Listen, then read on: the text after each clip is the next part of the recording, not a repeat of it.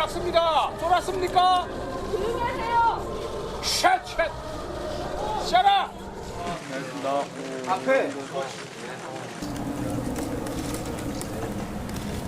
이재명 씨 고개 숙여. 닥쳐. 야! 고개 숙여. 이재명은 죄가 없다. 김건희를 특검하라! 헌정사상 초유의 일로서 12시간가량 소환 조사를 받으셨는데 소회를 듣고 싶고요. 가급적이면 사법 리스크가 아니라 검찰 리스크라고 말씀해 주시기를 부탁드립니다. 잘못한 일이 없기 때문에 조사에 임했지만 검찰의 이러한 요구들은 매우 부당하고 옳지 않은 처사다라는 지적을 다시 한번 드립니다. 불체포 특권과 관련해서 말씀하셨던 대로 내려놓으실 뜻이 있으신지. 지금은 검찰 그 자체가 권력이 되면서 수사 기소권을 그야말로 남용하는 수사를 하는 것이 아니라 정치를 하는 상황이라는 점들을 여러분께서도 고려해 주시기를 부탁드립니다.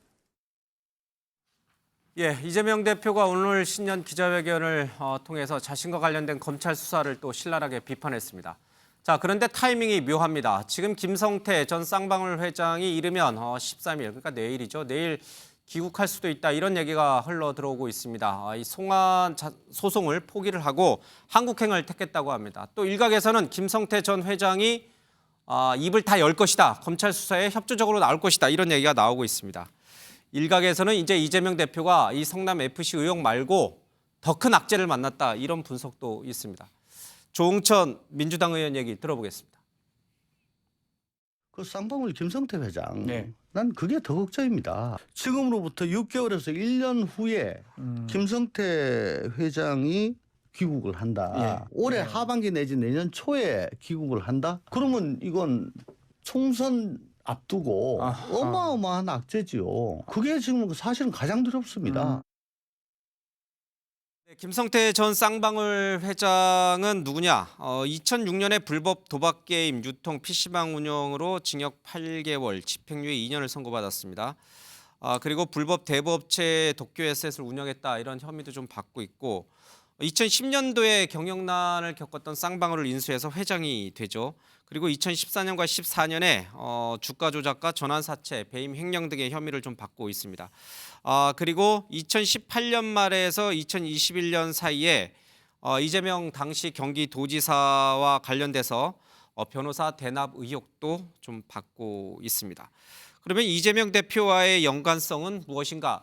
많은 부분들이 알려지고 있습니다만 크게는 두 가지인 것 같습니다. 이재명 대표의 변호사비 대납 의혹, 그리고 이재명 대표의 측근으로 알려진, 그러나 민주당에서는 측근이 아니라고 하는 이화평 전 경기 평화부지사의 대북 송금에 이재명 대표도 관여된 것 아니냐, 이 두 가지 의혹을 크게 받고 있습니다. 변호사비 대납 의혹은 공식적으로 이재명 대표의 변호사비가 3억이 나갔는데 그 정도 써가지고는 턱도 없다, 훨씬 더 많은 돈이 들어갔을 텐데라는 법조계 안팎의 의구심이 있었고, 이 김성태 전 회장 쌍방울 쪽에서 이 변호사들에게 다른 방식으로 대납해 준 거 아니냐, 이런 의혹을 받고 있습니다.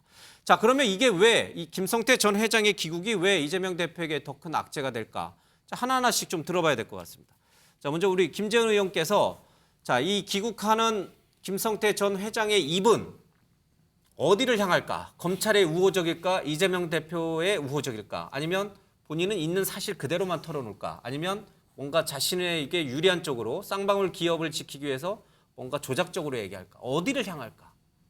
근데 이제 일단은 사실 그대로 이야기를 하겠죠. 왜냐하면 이게 도피 생활 제보했지 않습니까? 그런데 이제 체포가 되고 나면 우선 자기 자신을 지키는 일은 뭐 당연히 해야 되겠지만 상당 기간 수사가 자신이 없는 상황에서 국내에서 수사가 진행되어서 이미 증거가 상당히 채집이 되어 있는 상태거든요. 그런 상황에서 검찰이 모자이크를 하나씩 맞춰가면서 질문을 하는데 그에 대해서 뭐 숨길 수 있는 사안은 물론 숨기고 싶겠지만 대부분의 경우는 사실대로 이야기하지 않으면 안 될 그런 상황으로 갈 겁니다. 그럼 어떤 걸 털어놓을까요? 그러니까 지금 앞서 제가 잠깐 설명드렸습니다마는 2018년 이재명 대표가 도지사 시절에 공직선거법 위반 혐의로 관련해서 재판을 받을 때 그 변호인들한테 3억을 줬다 그랬거든요. 이제 파기환송심에서 무죄 확정 판결이 났었죠. 그럼 과연 이 3억이 전부일까? 아니면 정말 이 김성태 전 회장이 뒷돈으로 뒷돈 형식으로 뭐 수십억의 돈을 대줬을까? 요거를 털어놓는다 이 근데 말씀이신가요? 이제 과거에 대선 기간 중에도 예. 일부 그런 내용이 드러난 적이 있는데요. 그 변호사 이모 씨가 뭐 추가로 20억 원을 더 받았다. 예. 그런 이야기를 한 것을 녹음을 해서 이제 고발을 한 사람이 있었고 예. 또 그분이 또 나중에 이제 불행하게 또 돌아가셨어요. 그래서 예. 이 사안이 그렇게 이제 심각하게 수사가 되지 않고 있다가 그 후에 이제 쌍방울 그룹과 관련된 여러 가지 이 범죄 행위를 수사하는 과정에서 이게 계속 불거지고 있었고 예. 그러다가 이제 지금 쌍방울 전 회장이 김성태 전 회장이 태국으로 도망가면서 예. 이 사건이 더 오히려 수면 위로 올라왔거든요. 저분이 이제 뭐 조폭 생활, 조직폭력배 생활을 오래 했다 뭐 이런 지금 이제 보도가 있는데 조직폭력배 사건 수사를 해보면요 통상 이제 자신과 관련된 죄는 극히 뭐 드러난 것 완전히 드러난 것 외에는 잘 진술을 하지 않는데 예. 다른 사람에 관련된 이야기는 뭐 그냥 쉽게 진술하는 특성이 있어요. 주로 이제 조직폭력배 수사를 하다가 보면 그런 사건들이 많아서 이제 경쟁 조직폭력단 수사를 서로 하면서 이쪽에서 저쪽 폭력배들의 그 불법행위에 대해서 진술을 받고 저쪽에서는 또 이쪽 폭력배들의 진술을 예. 받아서 서로 이제 맞춰가는 그런 수사를 하는 경우가 굉장히 많거든요. 근데 아마 김성태 회장의 경우도 뭐 그런 오랜 이제 습성이 있는 분이라면 들어와서 이제 예. 주로 이제 자기와 특별히 관련이 없을 수 있는 것 또는 이 다른 사람 특히 이제 예. 이재명 대표와 관련된 범죄 사실에 대해서 자신의 관련 사항이 좀 예. 가벌성이 적다면 그거부터 뭐 충분히 이야기를 하고 자신의 죄에 대해서는 조금 뭐 덜 이야기를 한다거나 또는 숨기려고 노력한다든가 또는 뭐 이제 어떤 거래를 하려고 한다든가 이런 여러 가지 할 수가 있겠죠. 그러나 없는 사실을 뭐 잘못 이야기하다가는 이제 나중에 또 이게 모해 위증죄에 예. 걸릴 수 있기 때문에 뭐 그런 점에서 쉽게 뭐 없는 사실까지 덮어씌운다. 물론 또 뭐 이재명 대표 측에서는 그렇게 이야기할 수 있겠지만 예. 그렇게 하기는 뭐 좀 어려울 거라고 봅니다. 알겠습니다. 뭐 이분이 조폭인지 아닌지는 잘 모르겠습니다. 그건 뭐 언론 보도상으로는 조폭 출신이다 이런 얘기가 굉장히 많이 보도되고 있고 남욱 변호사도 이제 예전에 이 사람이 조직폭력배를 많이 한다. 뭐 그런 비슷한 얘기를 좀 한 적이 뭐 있는데 무슨 파 이야기도 많이 나오고 예. 또 조직폭력배와 관련된 사람이라는 것에 대해서 그동안에 많이 언급이 되었죠. 예. 그리고 뭐 또 관련된 사람들이 또 여러 사람들이 언급이 되고 해서 저런 정도라면 예. 조직폭력배라고 흔히 봅니다. 아 그렇군요. 알겠습니다. 이 부분은 제가 자신이 없어서 그래요. 이분이 내가 알지를 못하니까 이분이 조직폭력배인지 검찰이 이분을 조직폭력배라고 단정을 졌는지 그걸 제가 확신할 수 없어서 좀 조심스럽게 얘기를 했습니다. 어쨌든 지금 우리 김 의원께서는 있는 그대로 다 털어놓을 거다. 더 보태지도 않고 덜하지도 않고 다 털어놓을 것이다.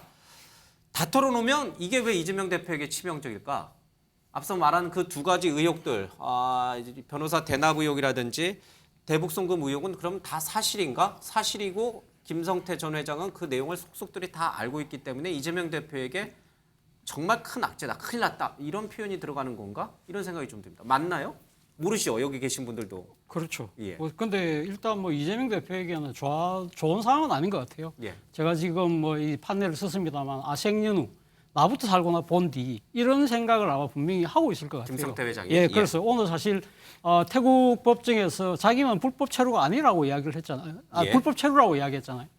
맞습니다. 여권 말소됐으니까 그러니까 여권 불법 체류가 불법 맞죠. 체류다. 예. 그렇기 때문에 자기가 사진 기부하겠다고 이야기한 건데 사실 그러니까 지금 상당히 강제 송환에 반대하면서 강한 그 법정 투쟁을 할 거라고 봤는데 예. 예상보다 빨리 지금 빠르면 내일 비행기를 탄다는 거 아닙니까? 예. 그거는 지금 일부 보도에 의하면 지금 태국의 그 수감 시설이 너무 열악하더라. 예. 거기서 있는 것보다는 차라리 한국으로 들어가는 게 낫다고 판단했을 수도 있지만 예. 그것보다 더 중요한 것은 김성태 지금 전 쌍방울 회장 입장에서는 정치적 신념이나 인간적 의리를 지금 지킬 필요가 있을까요? 본인에게 더 중요한 부분은 지금 돈 그리고 형량 이거 아니겠어요? 기업, 쌍방울이라는 그렇죠. 기업을 지키는 기업을 거. 지키고 자기 돈을 지키고 그리고 또 하나는 자기 형량을 줄여야 될 필요가 있는 거잖아요. 그렇다고 한다면 일종의 뭐랄까요 플리바게닝을 지금 했다, 제안을 했다는 지금 보도가 예. 있어요. 그러니까 지금 형량을 참작해주면 내가 진술을 하겠다는 이야기를 또 예. 했다는 뭐 이야기도 지금 뭐 보도가 되고 있기 때문에 아마 이양 잡혔고 그리고 태국의 그 수감 시설이 열악하다고 한다면 어차피 맞은 예. 매라고 한다면 빨리 들어가서 나한테 좀 더 유리한 쪽으로 상황을 만들겠다는 생각으로 지금 들어온 것이 아닐까. 그렇다고 예. 한다면 상당히 이재명 대표에게 불리할 수 있는데 문제는 이거예요.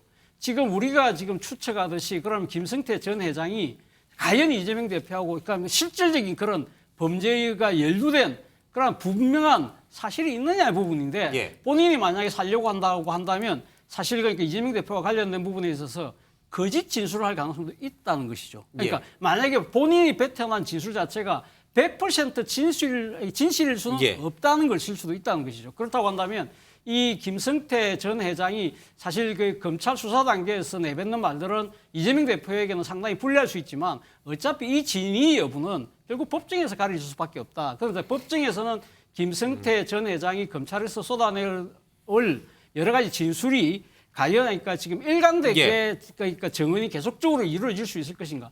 또 하나는 이를 뒷받침할 만한 증거를 제시할 수 있을 것이냐. 예. 그에 따라서는 또 상황이 정반대로 갈 수도 있다. 그렇기 때문에 지금 당장은 이재명 대표에게 불리하지만 이것이 모든 상황의 기결점은 아니라는 부분을 예. 말씀드리고 싶다.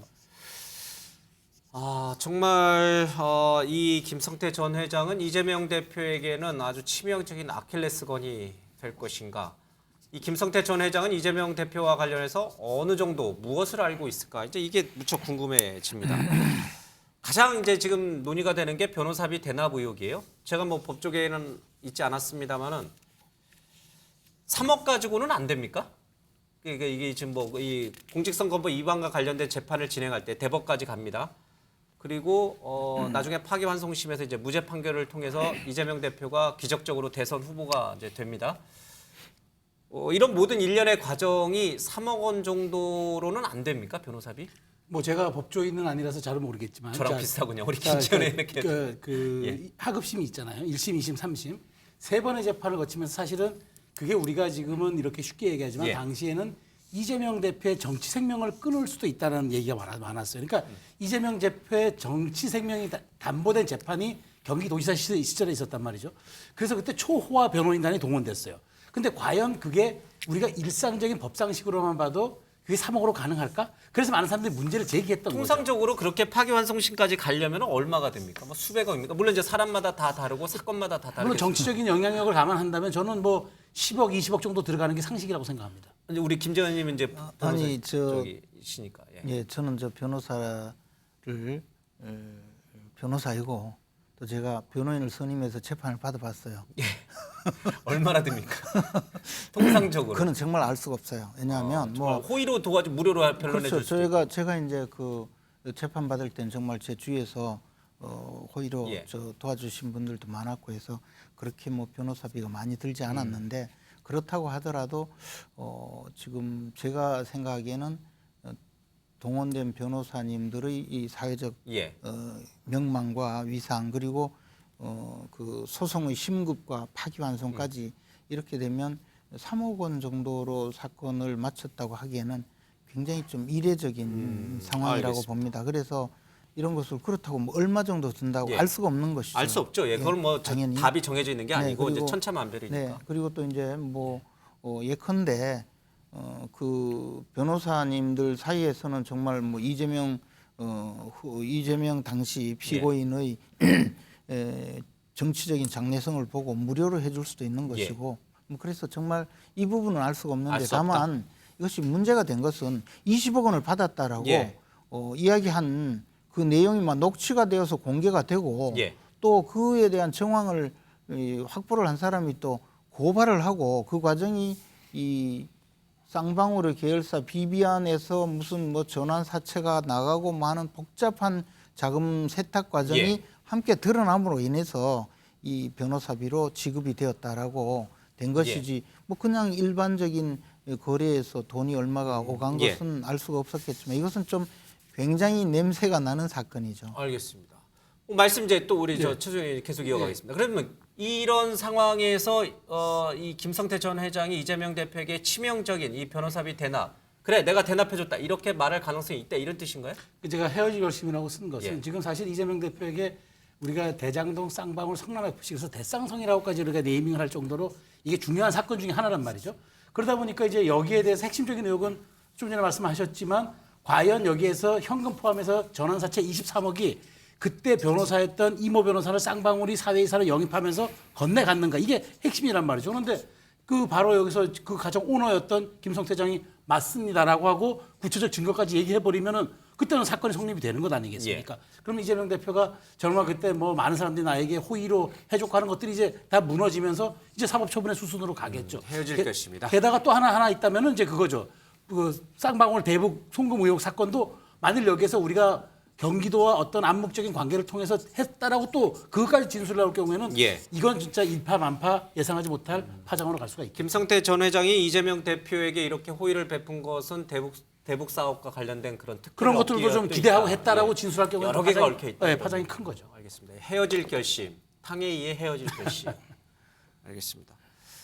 근데 이게 대납했다라는 거를 사실로 전제했을 때 성립하는 지금 논리들이에요. 그렇죠? 말씀들이에요. 그러나 이재명 대표는 20억 이 변호사 대납은 전혀 사실이 아니라고 과거에도 여러 차례 얘기를 하고 있습니다. 들어보겠습니다. 이재명이가 돈을 20억을 뭐 어디 변호사비를 받았다고 하는 얘기를 우리 한번 해볼까? 너 들어봤니? 나 잘 모르겠는데. 하여튼 받았대. 녹음했어요. 자, 이 녹음을 가지고 녹취록이 있다. 이재명이 20억 받았다고 하는 말이 든 녹취록이 있다. 내가 한 말이 아니에요. 지가 한 말이에요. 우리끼리 그냥 돈 1억 기부 받아보려고 거짓말 하던 거 녹음해 놓은 겁니다. 이렇게 하는 게 밝혀졌는데도 이재명이가 뭔가 염력을 써가지고 어떻게 한 것 같다. 이런 말 하는 사람, 이런 말 하는 집단이 바로 거짓말쟁이입니다. 그렇지 않습니까? 직접 들으셨죠. 우리 김종현 행정관께서는 지금 이재명 대표 이 말을 믿고 계신 거죠? 아니, 믿는 게 아니고요. 이재명 당대표가 이 얘기를 왜 했냐면 이모 씨랑 최모 씨의 녹취록이에요. 근데 자기가 20억을 받을 정도의 변호사라고 얘기한 이유가 기부금 1억 원을 받기 위해서 허증한 거라고 검찰에 진술한 내용이 있어요. 최모 씨가 본인이 녹취한 당사자인데 검찰에 진술할 때는 자기가 예를 들면 허증을 한 거다라고 얘기를 했어요. 기부금 1억을 받기 위해서 그 내용을 지어낸 얘기다. 이재명 당대표가 얘기한 거예요. 그러니까 이 기부금 1억을 받기 위해서 소위 이모 변호사가 20억 정도를 받는 변호사다라고 소개했다는 내용이 있는 것이고요. 이 문제와 관련해서 또 논란이 돼서 시민단체가 또 예를 들면 고발을 했죠. 그래서 검찰이 수사한 거잖아요. 3억 원 변호사비로 3억 원을 썼다는 게 말이 되냐 이 얘기인데 검찰이 작년 9월 달에 증거 불충분으로 불기소했어요. 단 여기다가 쌍방울로부터 이런 돈을 받았을 가능성을 배제할 수는 없다라고 얘기했었습니다만 증거가 없다고 얘기한 내용이에요. 그리고 지금 계속 기사로 나오는 게 23억 정도, 20억 정도 얘기가 나오는 거잖아요. 전환사채 문제와 관련해서. 또 다른 기사도 분명히 있어요. 무슨 기사냐면 이 자금이라고 하는 게 윤 대통령, 과거에 검찰총장이었죠. 윤 대통령의 측근인 이남석 변호사가 수임했던 쌍방울 계열사와 모 업체의 M&A 과정에서 쌍방이 지정한 에스크로 계좌에다가 예치했던 자금이었다. 근데 이 자금 문제가 M&A가 결렬됐기 때문에 다시 다 반환된 거다. 이런 또 기사도 분명히 있어요. 그러니까 제가 볼 때 지금 나오는 내용들은 계속 소위 김성태 전 회장 얘기가 나오게 되면 쌍방울의 그 변호사 대납 얘기가 나오는데 원래 이 사람이 걸린 가장 최대의 문제는 전환사채 관련 허위 공시 등 자본시장법 위반하고 배임 횡령 문제예요. 근데 갑자기 그 이후에 대북 송금 문제랑 변호사비 대납 의혹이 나오기 시작한 게 들러붙은 내용인 거죠. 그러니까 본말이 전도된 측면들이 분명히 있고요. 그다음에 여기 말씀하신 대북 송금도 마찬가지인데 이 아태평화교류협회 안부수 회장이라는 사람은 아직까지 부인하고 있어요. 그다음에 이화영 그 평화부지사 같은 경우도 이건 쌍방으로부터 뇌물을 받은 혐의예요. 이게 다 섞여 있어요. 다 섞여 있으면서 저희 김성태 전 회장의 쌍방울 얘기만 나오는 얘기는 이재명 당대표의 변호사 대납 얘기만 나오는 거예요. 저부터 이해가 안 되는 거죠. 그래서 와서 이런 얘기를 할 거다라고 하는 건 우리의 바람인 거죠. 오히려 더 솔직하게 얘기하면 좋다. 제가 볼 때는 만약에 사실이 있다라고 얘기하면 본인이 만약에 사실이 아닌 내용을 얘기하게 되면 위증이 되는 거잖아요. 알겠습니다. 자, 김성태 전 회장이 어떤 얘기를 할까라고 하는 응답에는 수십억 원의 호합 도피 생활을 했고 플리바게닝을 쓸 것이다. 플리바게닝 제가 말씀드린 쌍방으로 살리기 위해서 플리바게닝을 했을 거다라는 말씀을 드린 거죠. 왜냐하면 수십억을 가지고 도피를 했는데 잡히자마자 바로 그냥 온다는 거잖아요. 예. 이해가 안 되는 거기 때문에 아마도 쌍방울을 살리기 위해서. 알겠습니다. 공교롭게도 잡힌 장소가 골프장이에요, 그렇죠? 여기는 절대 나 잡을 수 없어. 골프나 치며 즐겁게 살래. 이러다가 이제 잡혔습니다. 알겠습니다. 자, 우리 이제 마지막으로 최경철 의원, 자포자기 말폭탄 투하다. 뭐 저는 이 범죄자들이 딱 잡히는 순간 예. 이게 오랫동안 도피하는 사람들도 쉽게 자포자기를 잘 하더라고요. 제가 예. 한 20년 전에 신창원이 잡힐 때 제가 전라남도 순천에 가서 그 현장에 갔었습니다. 신창원을 잡기 위해서 경찰이 베란다로도 들어가고 현관문으로도 들어갔는데 신창원을 딱 잡으니까 신창원, 너 신창원이지. 그러니까 신창원이 운동을 굉장히 많이 한단 말이에요. 그래서 딱 밀치고 예. 도망갈 수도 있는데 딱 서서 맞습니다. 그러면서 손을 딱 내밀더랍니다. 바로 잡혀갔죠, 신창훈이. 그만큼 범죄자들, 이거 내가 못 빠져나가는구나, 이 순간에는. 그러면은 그때부터는 쉽게 포기한다는 것이죠. 그때부터는 수사에 협조하고 예. 내가 했던 범행들을 쉽게 말을 하는데 저는 김성태 회장도 그쪽에 속하지 않을까. 이 사람이 굉장히 오래 했어요. 8개월 예. 동안 도피 생활을 했는데 지금 여기서 바로 귀국을 한다는 것만 봐도 이제 내가 끝났구나. 그러면 내가 할 수 있는 말은 모두 예. 하겠다. 이런 취지로 보여서 저는 김성태 회장이 굉장히 수사에 협조해서 예. 물론 거짓말은 안 할 겁니다. 이 사람이 여러 번 뭐 기소가 된 바 있기 때문에 거짓말을 하지 않으면서 최대한 자신에게 유리한 방향으로 예. 여러 가지 말을 진술할 가능성이 크다. 그렇기 때문에 변호사비 대납 의혹이라든가 대북 송금이라든가 이런 부분에 대해서 상당히 자세하게 진술을 할 예. 가능성이 있다. 저는 이렇게 알겠습니다. 자, 이르면 내일 들어오는 김성태 전 회장의 입은 이재명 대표를 살리는 쪽일까 아니면 이재명 대표를 죽이는 쪽일까 정말 초미의 관심사로 다시 떠올랐습니다. 이 외에 검찰이 대장동 일당들에게 이해방지 충돌법을 적용해서 또 기소를 추가했다는 얘기가 또 오늘 있었습니다. 그러니까 성남시의 개발 특혜 개발 정보를 미리 이 대장동 일당들에게 줘서 막대한 수익 차익을 남기도록 했다. 이런 얘기죠. 자, 이재명 대표를 둘러싼 여러 가지 수사 환경은 굉장히 불리한 쪽으로 가고 있습니다만은 결과는 좀 지켜봐야 될 것 같습니다. 자, 이재명 대표는 오늘 기자회견을 통해서 큰 두 가지 정치적 화두를 던졌습니다. 첫 번째가 영수회담이고요. 두 번째가 4년 중임제 결선 투표 도입입니다. 들어보겠습니다. 저는 이미 여러 차례 대통령과의 회담을 제안했습니다. 그 제안은 지금도 유효하다는 말씀을 드립니다. 일방통행 국정을 중단하고 실종된 정치의 복원에 협력해 줄 것을 거듭 촉구합니다. 이미 수명을 다한 현행 대통령 5년 단임제를 4년 중임제로 바꾸어서 책임 정치 실현 그리고 국정 연속성을 높여야 합니다. 대통령 결선 투표제 도입으로 연합 정치와 정책 연대를 제도적으로 보장하는 일도 필요합니다. 일단 영수회담 제안과 관련해서 정진석 비대위원장이 대통령 범죄 피의자와 면담할 때가 아니다 이렇게 해서 사실상 대통령이 아니라 이제 정진석 비대위원장이 직접 답을 줬습니다. 그래도 5분에게 OX 한번 하겠습니다. 영수회담 가능성 있다 O. 정진석 비대위원장 말처럼 아니다 X. 다 X니까 이거는 들지 않겠 설명 안 듣겠습니다. 예. 그럼 이거는 좀 내려놓으시고요. 다 X인 거죠? 예. 자, 두 번째 4년 중임제 결선 투표 도입. 이건 한번 좀 생각해 볼 필요가 있습니다. 중대선거구제 문제와 함께 좀 가능성이 있지 않을까 싶은데 이것도 다들 X가 많을 것 같긴 합니다. 어떻게 생각하십니까? 다 X군요. 예. 그러면 이렇게 한번 제가 질문을 드리고 싶습니다. 영수회담도 그렇고 4년 중임제 결선 투표도 다 이쪽 여권에서 꽂아놔 주십시오. X. 예. 다 여권에서 또는 대통령실에서 안 받을 거를 알면서 왜 이런 하나마나한 얘기를 오늘 기자회견장에서 꺼냈을까? 김종현 행정관님, 왜 하나마나한 이 제안을 던진 겁니까?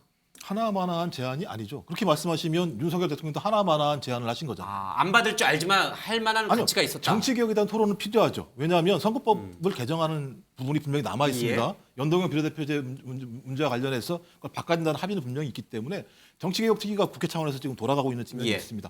그런 측면에서 윤석열 대통령 같은 경우는 중대선거구제라고 하는 정치개혁에 대한 방안을 얘기했었고 예. 민주당 내부에서도 거기에 대한 방안은 얘기를 해야 되겠죠. 예. 근데 문제는 서로 쌍방이 바라보는 시각 자체가 너무 다르기 때문에 개헌이라고 하는 건 제가 볼 때 힘들 것 같고요. 기본적으로 개헌은 국회의원 200명 이상이 동의를 해야 되는 것이고 200명 이상이 동의해야 된다는 것은 합의가 돼야 되는 건데 예. 지금같이 쌍방이 이렇게 싸우는 상황에서 소위 그런 차이들을 좁힐 수 없다라고 생각이 드는 것이고요. 아마 합의를 한다면 선거구제 문제와 관련해서 합의를 해야 될 것 같아요. 예. 근데 저는 중대선거구제를 합의하는 게 아니고요. 연동형을 바꿔서 그냥 과거의 병립형으로 합의할 것 같아요. 예. 그 정도의 정치개혁이 될 거라는 생각이 드는데 그렇다고 하더라도 야당 당대표가 신년 기자회견을 할 때 예. 소위 앞으로의 개혁 과제와 관련해서는 정치개혁, 그다음에 경제적인 문제에 대한 대안 예. 이런 부분에 대한 어떤 당대표로서 입장을 개진한 측면이 분명히 있기 때문에 예. 저는 그런 차원에서 이런 방향으로 가자라고 하는 방향성들을 예. 제출했다는 생각이 드는데요. 저는 뭐 기본적으로 좀 윤 대통령과 좀 결이 다른 방식인 거죠. 여기 중대선거구제라는 제안을 가지고 왔다고 얘기하면 이재명 당대표는 비례성을 높이자라는 방식을 예. 통해서 통해서 표현 등가성을 올리자라고 하는 저는 오히려 또 다른 방식의 갈등들이 이제 정치적인 논쟁의 어떤 예. 공간으로 올랐다는 생각이 들어서 알겠습니다. 좀 사회적 토론을 좀 해봐야 된다는 생각이 듭니다. 이 부분과 관련해서. 예. 영수회담, 4년 중임제 결선 투표 모두 대통령실이나 여당이 받지 않을 걸 알지만 중요한 사회적 정치 과제이기니까 던질만한 의제였다. 혹시 이렇게 던지면서 안 받을 줄 알지만 이런 의제들 화두를 던지면서 오히려 국민의힘이나 지금 대통령은 반개혁적 인물이고 반개혁적 정치 집단이라는 거를 오히려 또 부각시키려는 의도도 있었다고 보시나요? 그럼 뭐 의도는 있었겠습니다만은 지금 가장 큰 문제는 이재명 대표의 사법 리스크가 이재명 대표의 앞을 모두 가리고 있기 때문에 이재명 대표가 무슨 말을 하든지 국민들이 이재명 대표가 내놓은 메시지를 보지 않고 이재명 대표라는 메신저만 자꾸 보고 있다는 거죠. 이재명 대표의 얼굴만 보면 자꾸 김성태, 쌍방울 막 이런 게 생각이 난다는 거죠. 국민들은. 그러니까 그거를 보는 국민들은 이재명 대표께서 뭐 4년 중임제를 내놓고 뭐 경제개혁에 대한 비전을 내놓는다 한들 그것을 듣지 않는다는 겁니다. 그러니까 민주당 지지자들 입장에서는 그런 메시지가 국민들에게 전달되지 않으니 민주당 지지자들은 답답한 거죠. 그러니까 민주당 오늘 박용진 의원 얘기하지 않습니까? 아니 당대표가 자꾸 저렇게 있어서는 되겠나. 당헌 80조에 만약에 기소가 되면 당장 당직을 정지시켜야 된다는 그런 규정이 있는데 빨리 그 규정을 들여다봐서 우리가 이재명 리스크와 당의 리스크는 지금 분리를 해야 되지 않겠냐. 그런 당의 목소리가 굉장히 나오고 있는데 제1야당 대표의 신년 기자회견의 메시지들이 자꾸 김성태나 쌍방울이나 이런 사람들한테 묻혀버린다면 그것은 제1야당의 미래에 굉장히 먹구름이 들이우는 것이죠. 저는 이재명 대표께서 제1야당의 미래와 발전을 생각한다면 조금 이제는 당의 미래에 좀 더 무게를 둬야 하지 않겠나. 당내의 목소리를 좀 들어야 된다는 것이 많은 제1야당 지지자들의 아마 의견일 것 같습니다. 사실 개헌은 이제 정치권의 블랙홀과 같은 것이다 이런 얘기를 사람들이 많이 합니다. 난상 토론이 이어지고 이제 이렇게 약간 모든 이슈를 다 빨아들인다는 그런 뜻이겠죠. 혹시 이재명 대표의 이런 4년 중임제 결선 투표나 이런 것들, 뭐 중대선거구제를 포함해서 이런 것들이 본인에게 쏠려 있는 이재명 수사에 쏠려 있는 사회적 또는 국민적 관심을 좀 정치 개혁이라고 하는 화두로 좀 돌리기 위한 일종의 프레임 전략이라고도 보세요? 그렇게 보면 또 그렇게 보일 수도 있지만 사실 이 주장 자체가요. 그러니까 지금 당대표가 되고 나서 처음 제기한 게 아닙니다. 지난 9월달로 기억을 되는데 그때 교수단체 대표 연설 때도 중임제 이야기를 했고요. 정치개혁에 대한 이야기를 했기 때문에 사실 이것이 오늘 뭐 처음 새로운 얘기는 아니다. 새로운 얘기는 아닌데 제가 생각했을 때는 그러니까 지금 이 윤석열 대통령이 이번에 신년 기자회견에서 신년회견이죠. 그러니까 조선일보의 신년회견에서 중대선거구제를 이야기를 했잖아요. 일종의 그러니까 지금 소선거구제가 갖고 있는 상당히 우리 정치의 모순을 나름대로 타파하려는 일종의 그 정치적 과제로 던졌던 부분이 있기 때문에 제1야당의 대표 입장에서는 정치개혁, 나도 정치개혁 할 수 있다는 주장을 분명히 이야기하고 싶어하는 측면이 있는데 제가 생각했을 때 왜 이것이 안 되느냐고 하면 사실은 지금 제가 봤을 때는 지금 4년 중임제라는 것 자체가 결국 똑같은 대통령제인데 과연 권력구조 개편에 대해서 지금 제왕적 대통령제가 그럼 5년짜리가 8년 되는 거 아니냐 그러한 이 반대론도 있지만 더 큰 문제는 현역 대통령의 임기 단축이라는 문제가 물려 있어요. 만약에 지금 4년제 중임 그러니까 개헌을 하려고 하면 국회의원 선거하고 일치할 가능성이 예. 높잖아요. 그럴 경우에는 지금 당장 2024년에 총선을 하고 2027년에 대선인데 이게 지금 안 맞다는 것이죠. 그러니까 지방선거하고 어렵다. 만약에 한다 하더라도 예. 2026년에 지방선거를 하고 2027년이 대통령 예. 선거인데 현역 대통령의 임기 단축을 사실상 요구하는 셈이 되기 때문에 이런 부분들을 과연 어떻게 풀 것이냐에 대한 구체적인 이야기가 알겠습니다. 없잖아요. 그렇기 때문에 사실상 현실적으로는 좀 불가능하다는 생각이 알겠습니다. 뭐 대부분 다 이렇게 좀 이게 왜 안 되는지에 대해서 이제 다들 이제 잘 설명해 주시고 혹시 다른 해석이 있으시면 한 분 듣고 아니면 저희 이제 국민의힘 주제로 넘어가겠습니다. 혹시 다른 해석 가능하신 분이 있습니까? 뭐 제가 보기에는 오로지 이제 그 이재명 대표 개인의 사법 리스크를 조금 다른 방법으로 돌리기 위한. 예, 뭐 정치 이슈로 돌려서 개헌 논의 또는 뭐 나머지 민생 예. 뭐 이런 것을 쭉 또 선거구제 이런 것을 이슈로 삼아서 뭐 그런 논의가 진행이 된다면 현재 뭐 정개특위도 예. 있으니까 그러면 이제 자신에게 자꾸 조여오는 사법 리스크에 대한 이 어떤 물음을 좀 피할 수 있다 뭐 그런 생각을 한 그런 것이 의도도 아닌가 있었을 생각하는데요. 이게 뭐 지금 보시다시피 아무도 그 실현 가능성이 없다 그렇게 판단을 하니까 아마 뭐 하루 이틀 이슈도 되지 않고 깔아앉아 버릴 가능성이 크다고 봅니다. 알겠습니다. 자, 이재명 대표의 신년 기자회견이지만 맞상대인 이 카운터파트인 국민의힘 쪽에서 응답이 굉장히 싸늘합니다.